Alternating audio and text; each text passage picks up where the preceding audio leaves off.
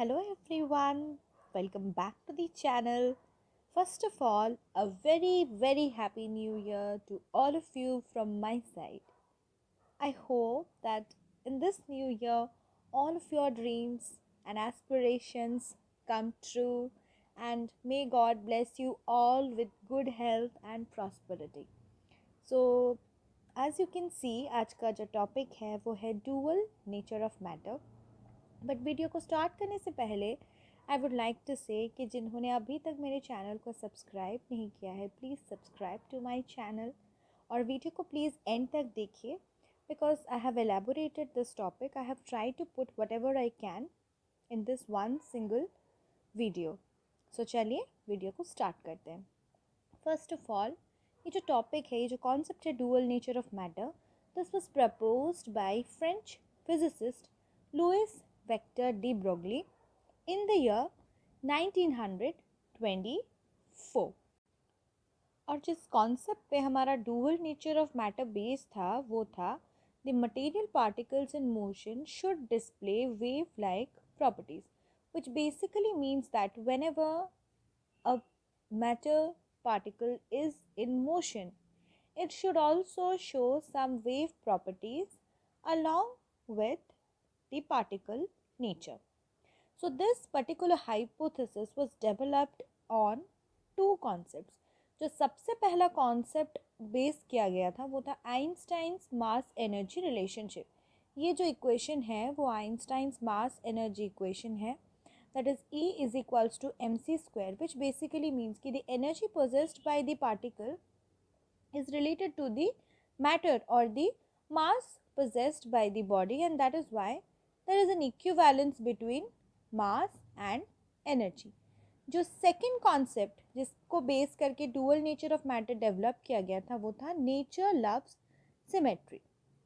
So you see everything in this nature is symmetrical.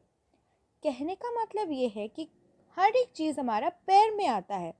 सो इसीलिए matter भी dual nature poses करेगा, ये ऐसा एजम्पशन लिया गया था.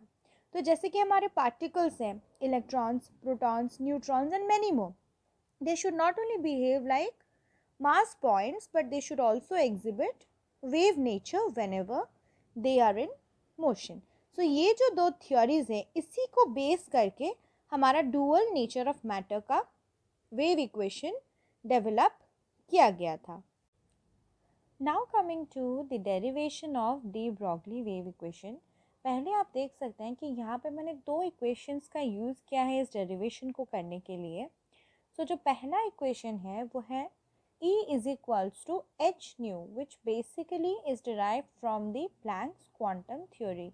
Planck is also known as the father of quantum physics. So according to his theory, that energy associated with a photon is directly proportional to its frequency. So here we are going to consider that the photons are in the form of EM waves and the energy associated with the photons are directly proportional to their frequencies, and that's why to remove the proportionality symbol we have introduced h, which is the Planck's constant. The second equation that was used for this derivation is E is equals to mc square, which is Einstein's mass energy equation, and here we have considered photon to be a particle of mass m and E is the energy associated with it. So as you can see that both these equations have energy on the LHS side.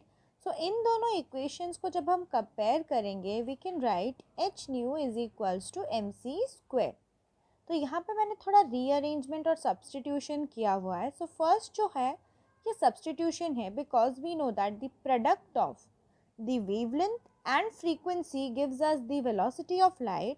So frequency can be written as c by lambda. तो मैंने यहाँ पे वही substitution किया है.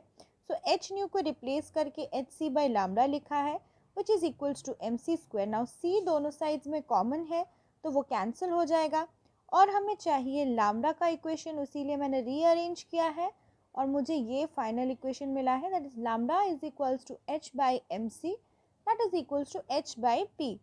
M C को P लिखने का रीज़न ये है कि यूजुअली पी हमारा मोमेंटम होता है, तो यहाँ पे मैंने जो कंसिडर किया है वो फोटोन है, उसीलिए मैंने ये फोटोन का मोमेंटम एम सी सब्सटीट्यूट कर दिया है।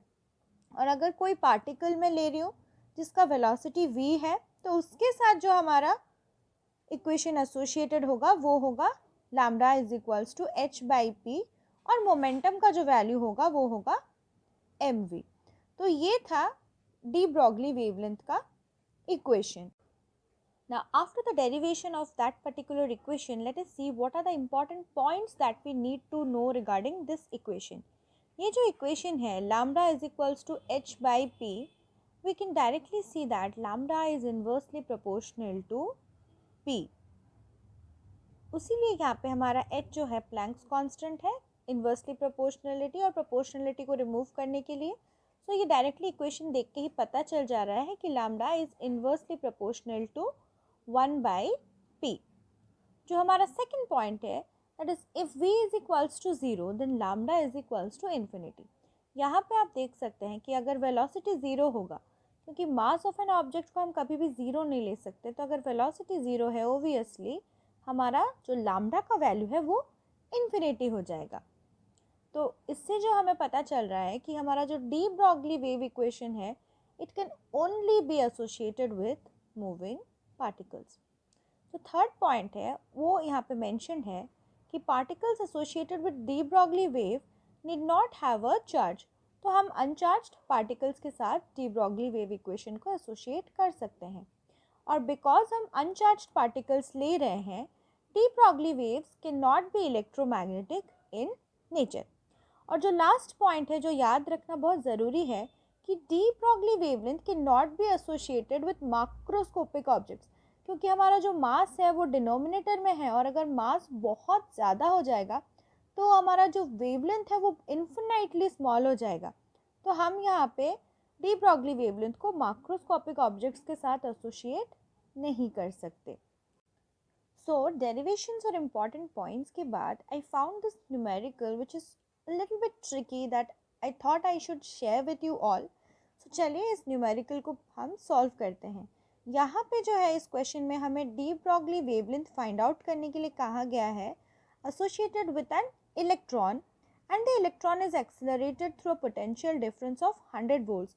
तो हमें यहाँ पे ना ही हमारा मास गिवन है ना ही हमारा वेलोसिटी गिवन है, हमें कुछ नहीं दिया गया है, हमें सिर्फ पोटेंशियल डिफरेंस मेंशन्ड है और ये एक इलेक्ट्रॉन का डी ब्रॉगली वेवलेंथ है।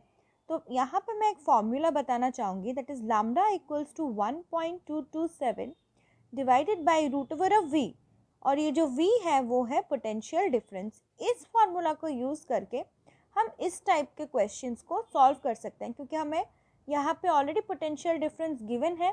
हम यहाँ पे अगर उसे डायरेक्टली सब्सटीट्यूट कर देंगे तो हमें लैम्डा का वैल्यू बहुत ही ईजीली मिल जाएगा। तो ये जो फाइनल इक्वेशन है हम इसे याद रख लेंगे that is for a de Broglie wavelength associated with electron the wavelength is 1.227 divided by root over of v where v is the potential difference, और नैनोमीटर यूनिट याद रखना बहुत एसेंशियल है, क्योंकि कभी कभी क्वेश्चन में हमें एमस्ट्रॉन्ग में गिवन होता है, तो इसीलिए ये फॉर्म याद रखना बहुत ही ज़्यादा ज़रूरी है। तो अगर आपको इस फॉर्मूला का derivation that is 1.227 by root over of V कैसे आया, अगर ये आपको देखना है तो प्लीज़ मुझे कमेंट सेक्शन में बताइए, मैं इस पे एक शॉर्ट वीडियो बना लूँगी। आई होप आपको ये वीडियो अच्छा लगा होगा, आपको कुछ यूज़फुल टिप्स मिले होंगे। In the next video I will come up with some more questions regarding to de Broglie wave equation.